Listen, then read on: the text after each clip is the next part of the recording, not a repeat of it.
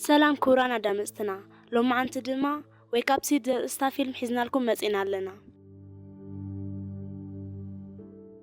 زانتانا زجمر أمريك أسودتهم أزيوم هفاتم زخون بيتسابيو سيداتا أزيو سنفن زمهارو تمرتوون زي فتقول عايو نيموداتا عامة تمهاري تكنولوجي ولا كوانتخوانا نتمرتو بزوح كجنا غيران أبكندن فتنا من باب فيديو جيم بمتصواتن فيلم بمرآين يو بزوح جزيز حلف كمز لمدو دما حدا مشت كصاوت عرفيدو بمرقاسو نغون انتقسقسو رفيدو سلازنبره حنت نجر كيصنعه قرصون كيبلع صدفدف እናበለና ፈተና ይخيد አፈተና አቲ ድማ ገና ትሕቶ ምስራአዮ ዝኮርስ ዝ ከም ዝወድቅን ቀጻለ ዓመት ደጋማይ ምዃኑን ይርዳው አብጡ ዘሎ ሪሽ ዝተባሃለ ዓርኩ ወንግና ስለተፈተና ዝፈልጦ ተአምር ስለዘይነበሮ ሲዳታ ምስ ዓርኩ በሐባር ከም ዝደግም እንትፈልጥ አዝዩ ይሕጎስ ካፈተና ምስ ወጹ ሲዳታ ንከም ሓፍቲ ዝቀርባ ጓል መሓዝኡ ላክስሚን ሬሽን ፈተና ስለዝወዳእና ሎሚ ምሸት ፍትሕትሕ ተበልናታይ ይመስለኩም ኢሉ ሓሳብ ይቅርበሎም ቅድሚ ናብ ክለብ መኻዶም ድማ ናብ ክባር ዝኾነ ሬስቶራንት ምሳሕን ምብላዕ ኣቱ በሊዖም ምስ ወድኡ ከዓ ክብር ዝበሉ አልባሳት ካብ ቡቲክ ይዕድጉ ሲዳታ ናቱ ኾነ ናይ መሓዝቱ ወጻኢ አቡ ብዝሃቦ ኤቲኤም ካርድ እዩ ዝሽፍን ምስ መሸየ ኩሉ ግዜ ናብ ዝኸድሉ ክለብ ብምኻድ ሙሉእ ምሸቱ ክድንሱ ይሓድሩ ንጎ አዲኡ ንሲዳታ መጽያ ሎማዓንቲ ምሳኣነ ክውዕል ትጽይቆ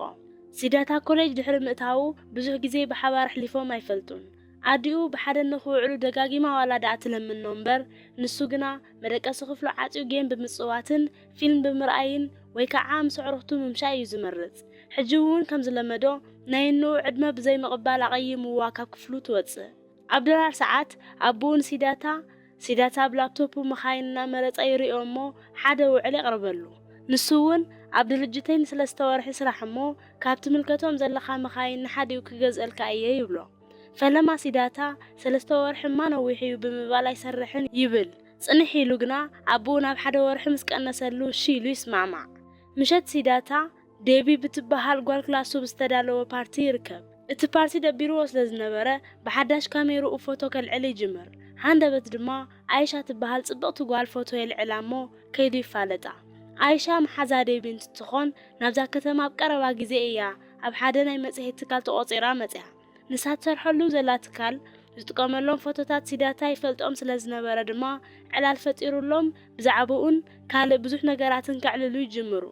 አይሻ በይና ከም ትነብር እንትትነግሮ ኣብ ዛዕቢ ከተማ በይና ክግናይ ትፈርሕን ኢሉ ይጥይቃ አይሻ ድማ ምንም እኳ ኣብ ዘይትፈልጦ ከተማ በይና ምዃን መፍርሕ እንተኾነ ሕጂ ትሰርሖ ዘላ ስራሕ ካብ ቀደም ትሒዙ ሕልማ ከም ዝነበረ ትነግሮ ብድሕሪ እዚ ሲዳታ ናብ ዝዓረፈትሉ ሆቴል የብጽሓሞ ኣድራሻ ተለዋዊጦም ይፈላለዩ ንጽባሕይቱ ሲዳታ ናብ ናይ አቦ ትካል ንምኻድ ይዳሎ አቦ ኣዝዩ ዓብይ ዝኾነ ናይ ፈርኒቸር ትካል እዩ ዘለዎም ሸሚዝ ብጨርቂ ስረ ተኸዲኑ ክኸድ እንትብል ድማ ከምዚ ዓይነት ኣከዳድና ቃሕ ስለዘይብሎ ዝለመዶ ናይ ኮሌጅ ክዳውንቱ ተኸዲኑ ይኸይድ ኣብ ስራሕ ቦታ እንትበጽሕ ተጻሓፊት ኣከዳድንኡ ሪኣ ብጥርጣረ ናበይ ኻይላ ትጥይቆ ድሓር ግና ናይቲ ትካል በዓል ዋና ወዲ ምዃኑ ምስ ፈለጠት ምዉቕ ሰላምታ ሂባት እትዎ ኣቦኻስ ካብ ዝመጽእ ኣብ ዝጽንሓዮ ኢላ ድማ ናብ ናይ አቦ ቢሮ ተወስዶ ድሓር አቦኡ ናብ ቢሮ እንትምለስ ሲዳታ ነቲ ቢሮ ሕምስምስ ኣቢሉ እግሩ ሰቂሉ ይጸንሖ አቦኡ ከዓ ህድእ ኢሉ ኣብዚ ትካል ኣብ ትሰርሐሉ ግዜ ካብ ካልእ ሰራሕተኛ ይትፍለን ናይቲ ትካል ሕድሕድ ስርዓት ክተኽብር እውን ኣለካ ኢሉ የጠንቅቆ ናይቲ ትካል ኩሉ ፋይላት ቸክ ንኸገብር ኣዚዝዎ ከዓ ሲዳታ ቀጥታ ናብ ስራሕ ይኣቱ ኮይኑ ግና ሲዳታ ገና ካብ ምጅማሩ ኣብዚ ስራሕ ፍቕሪ ስለዘይሓደሮ ብሓደ ሻዕ ይሰላቸው እሞ ነቲ ስራሕ ኣቋሪጹ ገዝኡ ክኸይድ ይሓስብ ኣብ ማእኸል እዚ ግና ካብ አይሻ መልእኽቲ ይበጽሖ እቲ መልእኽቲ ናይ መጀመርያ ቃለ ምሕተታት ትገብር ስለዘላ ኣዝዩ ደስ ከም ዝበላ ዝገልጽ እዩ ነይሩ ሲዳታ እውን ስለ ናይ መጀመርያ ስራሕ መዓልቱ ይነግራ ኣብዚ ዘለው ሰራሕተኛታት ሲሪየስ ሰባት ኮይኖም ካብ ስራሕ ወጻእ ዝፈልጥዎ ነገር የለን ኣብ ጠረጴዛ ወጽኡ እናደነሰ ኳስ ማንም ትኹረት ዝገበረሉ ይነበረን አይሻ ሕጂ ዘለትሉ ገዛ ንስራሕ ርሑቕ ብምዃኑን ኣብ ልዕሊኡ ድማ ምቾት ስለዘይነበሮን ገዛ ንምቕያር ትሓስብ ሲዳታ ኣብዚ ግዜ እዚ ብጽቡቕ ዋጋ ኣብ ማእኸል ከተማ ገዛ ትረኽበሉ ስልኪ ይልእኸላ ሲዳታ ድሕሪ 3 ወይ 4 መዓልቲ በቲ ስራሕ ኣዝዩ ይሰላቸው ክንድገለ ዝኾን መዝገብ ኣምጽኦም ሕድሕድ ፋይል ትትካል ንኸጽንዕ ድማ የገድድዎ ሲዳታ ኩሉ ነገራት ህውኽ ይብሎ እታ ዝተመነያ መኪና ከም ዘይረኽባ ድማ ብገንኡ ይርዳዕ ምኽንያቱ ዝተረፉ መዓልትታት ክኢሉ ከም ዘይሰርሕ ተፈሊጥዎ ኣሎ ድሕሪ ሰዓት ሲዳታ ዓይሻ ዝረኸበቶ ገዛን ምርኣይ ናብኣ ይኸይድ ነቲ ገዛን ትርእይዎ ድማ ካብ ዝካረ ዝጸንሐ ገዛ ስለ ዝነበረ ዝረስሕን ዝዘዓገን እዩ ሲዳታ ዝገዛዚ ብጣዕሚ የጽልኦ ዓይሻ ግና ብደንብ ከም ተስተኻኽሎ ስለ ዝሓሰበት ጸገም ከም ዘይብሉ ትነግሮ ኣብ ልዕሊ እዚ ድማ ኣብ ቅድሚት ዝርከብ በረንዳ ፈታቶ ስለ ዘላ ክትገድፎ ይደለየትን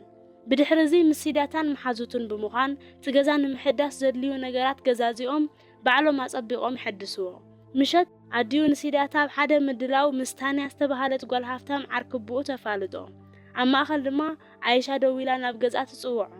ሲዳታ ትምድላው ኣጽሊእዎ እውን ስለ ዝነበረ ናብ ዓይሻ ይኸይድ ዓይሻ ሽዑ መዓልቲ ልደታ ስለ ዝነበረ ልደታ ድማ በይና ሕሊፋ ስለ ዘይትፈልጥ ምስኣ ንኽኾን ኢላ እያ ጸዊዓቶ ብሓባር ድማ ኣዝዩ ባህ ዝብል ግዜ ይሕልፉ ንጽባሒቱ ዓይሻ ናይ መወዳእታ ቃለ ምሕተታ ምስቲ ናይ ትካል መካየዲ ስራሕ ካቢድ ተካይድ ኢንተርቪዋ ብዝተሳኸዐ መንገዲ ሓሊፋ ድማ ኣብቲ ትካል ብቐዋምነት ትቑጸር ሽዑ ንሽዑ ናብ ሲዳታ ደው ኢላ ናይ ሙሉእ ግዜ ተቖጻሪት ከም ዝኾነት ተብስሮ ሲዳታ እውን በዚ ኣዝዩ ይሕጎስ ኮይኑ ግና ናይ ፈተና ውጽኢቱን ትምልከት ካብ ኩሎም ተምሃሮ በይኑ ይወድቕ ኣዕሩኽቱ ከይተረፉ ሓሊፎም እዮም በዚ ኸፊእዎ ድማ ኣዝዩ ይበሳጮ ኣብ ዓርኩን ኣዲዩን ዓውዓው እናበለ ኸዓ ሕርቃኑ ይዋጻእ ኣብ ኣዲዩ ዓውዓው ክብል ግና ኣቦኡ ይሰምዖ እሞ ብዙሕ ግዜ ነዲኡ ክብሪ ከም ዘይብሉ ስለ ዝፈልጥ ቀልጢፍካ ይቕረይ ታሕተታ ይብሎ ሲዳታ ግና ኣዝዩ ሓሪቑ ስለ ዝነበረ ነብኡ እውን ተዛሪብዎ ሻንጥኡ ጠቕሊሉ ካብ ገዛ ይወፅእ ሲዳታ ምንም ገንዘብ ስለ ዘይብሉ ናብ ዓይሻ ብምኻድ ንንእሽተይ መዓልትታት ምስኣ ንኽጸንሕ ይጠይቓ ዓይሻ እውን ሲዳታ ገባሪ ጽቡቓ ስለ ዝኾነ ካብ ልቢ ሓዚና ትንከባኸቦ ምስ ወግሐ ዓይሻ ናይ መጀመርያ ናይ ስራሕ መዓልታ ስለ ዝኾነ ብጣዕሚ ተሓጒሳ ብግዜ ተስያ ናብ ስርሓ ትኸይድ ሲዳታ ድማ ኣርፊዱ ይለዓል እሞ ቅርሺ ስለ ዘይብሉ ዝብላዕ ተረኸብኩ ኢሉ ኣብ ፍሪጅ ክደሊ ይጅምር በሲሉ ዝተዳለወ ምግቢ ግና ይረኸበን ኣብቲ ፍሪጅ ዘይበሰለ ጎመንን እንቋቑሖን ጥራሕ እዩ ነይሩ ኣሰራርሓ ምግቢ ስለ ዘይፈልጥ ድማ ምንም ከይበልዐ ጾሙ ይውዕል ወፂኡ ከይበልዕ እውን ቅርሺ የብሉን ምሸት ዓይሻ ካብ ስራሕ ምስ ተመለሰት ዝረኣየቶ ምእማን ይኸብዳ ሲዳታ ነቲ ገዛ ጋዕ ዝይዎ ይጸንሕ እንተኾነ ግና ብትዕግስቲ ገዛኣ ተመዓራሪ ምንም ከይበልዐ ከም ዝወዓለ ስለ ዝተረድኣ ድማ ድራር ሰሪሓ ተብልዖ ንጽባሒቱ ዓይሻ ንሓለቓኣ ካቢድ ናይ መጀመርያ ጽሑፋ ንኽርእየላ ትጽይቖ ካቢድ ግና ቢዚ ስለ ዝነበረ ክርእየላ ኣይከኣለን ዓይሻ ድማ ድሓረ ክሪኦ ምእንቲ ኢላ ኣብ ጠረጴዛ ቐሚጣ ትሉ ትወፅእ ድሕሪ ሒደት መዓልትታት ዓርኩ ላክሽሚ መጽያ ምስኣ ዝነበሮ ቑሑ ትህቦ ካሜርኡ እውን እንትትህቦ ድማ ብዘይ ስራሕ ኮፍ ኢልካ መውዓል ሰልችይዎ ዝነበረ ሲዳታ ሽዑ ንሽዑ ዝተፈላለዩ ፎቶታት ምልዓል ይጅምር ናይቲ ገዛ ካራይት እንቁላሊሕ ከመይ ከም ዝስራሕ ተምህሮ እሞ ዓይሻ ምስ መጸት ድማ ሰሪሕላ ይጸንሕ ዓይሻ ብቀጻሊ መዓልቲ ኣብ ስራሕ ቦታ ሓለቓኣ ዘየድልዩ ዶክመንታት ኣልዕለለይ ይብላ እሞ ካብዞም ወረቓቕቲ ውሽጢ ናታ ጽሑፍ እውን ይርከቦ በዚ ድማ ዓይሻ ብጣዕሚ ሕማቕ ይስምዓ ተሰላችያን ተማሪራን ናብ ገዛ እንትትምለስ ከዓ ሲዳታ ከም ዝለመዶ ነቲ ገዛ ረሳሲሑ ይጸንሓ ኣብዚ ግዜ እዚ ግና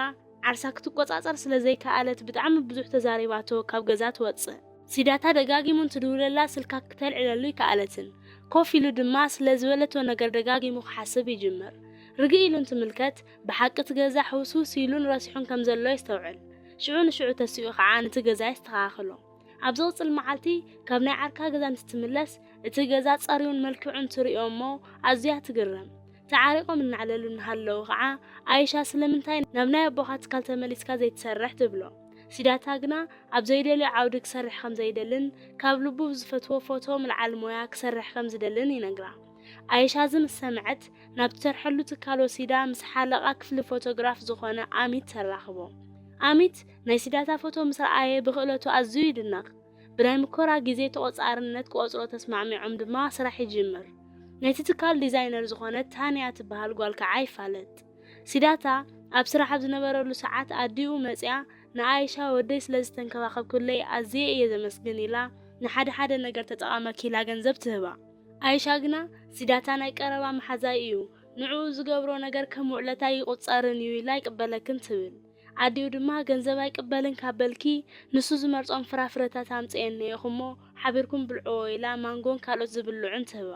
ከም ዝመጸኹ ግና ከይትነግርዮ ኢላታ ድማ ተሰናቢታታ ትኸይድ ሲዳታ ምስ ዓይሻ ምንባር ካብ ዝጅምር እናተቐየረ ይመጽእ ብግዜ ይለዓል ናይ ገዛ ስራሕቲ ይሕግዝ ዝፈትዎ ስራሕ ስለ ዝሰርሕ ድማ ኣብ ስርሑ ቅልጡፍን ጎበዝን ይኸውን ሓደ መዓልቲ ኣይሻን ሲዳታን ካብ ስራሕ እንትወፁ ምስታንያታ ዲዛይነሮም ኣብ ክለብ ቆፀሮ ከም ዘለዎ ይነግራ ኣይሻ ድማ ኣዝያ ሓሪቃን ቀኒኣን ኪዳን ደሞ እንቋ ሓጎሰካ ትብሎ ሲዳታ ግና ናይ ኣይሻ ቅን ልቢ ይበሎን ኣብ ዝቕፅል መዓልቲ ሲዳታ ጎረቤቱ ንዓኣን ንወዳን ፎቶ ክስእሎም ትጥይቆ ሲዳታ እውን ከይዱ ፎቶ እናልዕሎም እንከሎ ንዞም ኣዶን ወድን ኣብ ዝረኣየሉ ሰዓት ኣዲኡ ትብሎ ዝነበረት ኣስታዊሱ ብጣዕሚ ከም ዝበደላ ይርድኦሞ ይቕሬታ ክሓታይሉ ናብ ገዛ ይኸይድ እስካብ ሎሚ ንዝበደሎ ኩሉ ድማ ይቕሬታ ይጥይቃ ኣብ ቀጻሊ መዓልቲ ንሓለቑ ኣሚት ረኺቡ ኣብ ናይ ሎሚ መጽሔት ዝወጽእ ፎቶ ንሱ ንኸልዕልን ዘልዕሎ ፎቶ ብቲ መጽሔት ንኽካተተሉን ይጥይቆ ናይ ኣይሻ ጽሑፍ ድማ ኣዝዩ ዓብዪ ትርጉም ዘለዎን ስምዒት ዝነክእን ስለ ዝነበረ ኣብ መጽሔት ንኽኣቱ ሓለቓ ይፈቅድ መዓልትታት ብዝሓለፈ ቁፅሪ ኣይሻ ብናይ ሲዳታ ክእለትን ጠንካራ ሰራሕተኝነትን እናተማረኸት ትመጽእ ምሸት ናብ ናይ ባህሊ ገዛ ኸይዶም ብሓደ እናደረፉን እናተፃወቱን ኣዝዩ ደስ ዝብል ግዜ ይሕልፉ ጣዓዒሞም ስለ ዝነበሩ ድማ ሲዳታ ብሓደ ንደቅስ ይብላሞ ኣይሻ ፍቕሪ ሒዝዋ ስለ ዘሎ እሺላቱ ተሓቋቂፎም ካልእ ምንም ከይገበሩ ብሓደ ይሓድሩ ንግሆ ሲዳታ ኣብ ስራሕ ቦታን ከለው ደብዳቤ ይበጽሖ እዚ ደብዳቤ ናይ ትካል ቀዋሚ ፎቶግራፈር ኮይኑ ከም ዝተቆፀረ ዝገልጽ ወረቐትን ናይ መጀመርያ ደሞዙን ዝሓዘ ደብዳቤ እዩ ብድሕሪ እዚ ሲዳታ ነብኡ ይቕሬታ ንምሕታት ናብ ቢሮ ይምራሕ ኣቡ በፂሑ ድማ ክብሎ ዘይግባእ ነገር ተዛሪቡ ብዘይፍቃዱ ካብ ገዛ ስለ ዝወፀን ዕድመ ልክዑ ንሱ ዝብህጎ ቆልዓ ስለ ዘይኮነሉን ካብ ልቡ ይቕሬታ ይጥይቆ ኣብ ሕጂ ዝፈትዎ ስራሕ ረኺቡ ይሰርሕ ከም ዘሎን ናይ መጀመርያ ደሞዙ ሎሚ ዕለት ከም ዝተቐበለን ድማ ይነግሮ ኣቡኡ ከዓ ብናይ ውላዱ ለውጡ ኸሪዑን ልቡ ተነኺኡን ተስኡ ይሓፎ ናብ ኣይሻ እውን ከይዱ እስካብ ሎሚ ስለዝተንከባኸበቶ ካብ ልቡ መስጊኑ ካብ ዝንላዕሊ ሸኽሚ ንኸይኮና ግና ምስ ቤተሰቡ ዘለዎ ፀገም ስለ ዝተፈትሐ ተመሊሱ ንኽነብር ከም ዝወሰነ ይነግራ